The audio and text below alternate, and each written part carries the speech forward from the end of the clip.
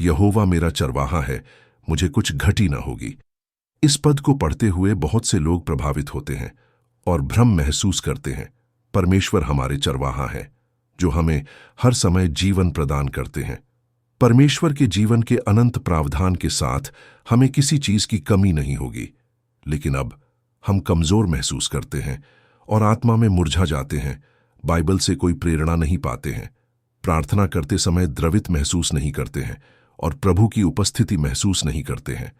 हम संसार की दुष्ट प्रवृत्तियों का भी पालन करते हैं, शरीर के सुखों का लालच करते हैं और पाप से घृणा नहीं करते हैं। चूंकि हम ऐसी स्थिति में जी रहे हैं, क्या परमेश्वर अब भी हमारे चरवाहा हैं? बहुत से धर्मनिष्ठ विश्वासी परमेश्वर को पुकार रहे हैं, हे प्रभु, आप कहाँ हैं? हम कमजोर और निष्क्रिय हैं और हमें अपने जीवन की आपूर्ति की आवश्यकता है। वास्तव में परमेश्वर हमेशा हमारे जीवन के लिए पोषण प्रदान करता रहे हैं, लेकिन हम परमेश्वर के कार्य के साथ नहीं चल पाए हैं, इसलिए हम अंधकार में गिर गए हैं और जीवन की आपूर्ति प्राप्त नहीं कर सकते हैं। ठीक उसी तरह जब प्रभु यीशु छुटकारे का कार्य करने के लिए आए, मंदिर जो कभी यहोवा परमेश्वर की महिमा से भरपूर था, वीरान हो गया।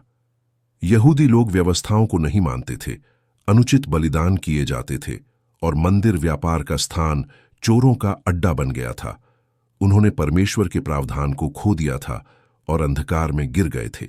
ऐसा इसलिए था क्योंकि प्रभु यीशु ने पहले ही देह धारण कर लिया था, अनुग्रह के युग का उद्घाटन किया था और मानव जाति को छुटकारा दिलाने का कार्य किया था, और पवित्र आत्मा का कार्य व्यवस्था के युग से अनुग्रह के युग में चला गया था।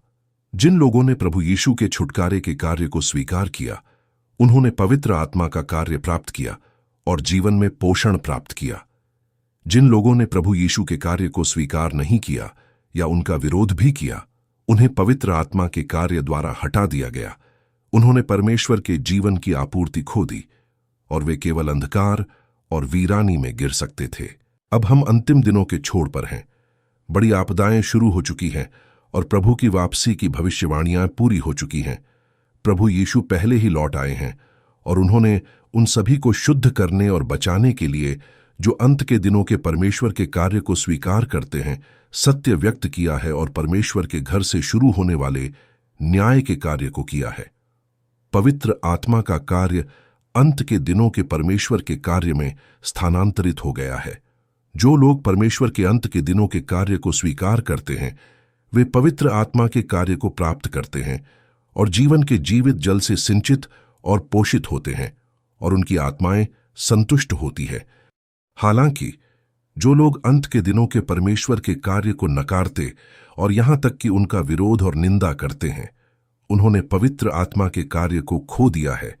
उन्हें जीवन के जीवित जल की आपूर्ति नहीं की जा सकती है और वे अंधकार और वीरानी में गिर गए हैं।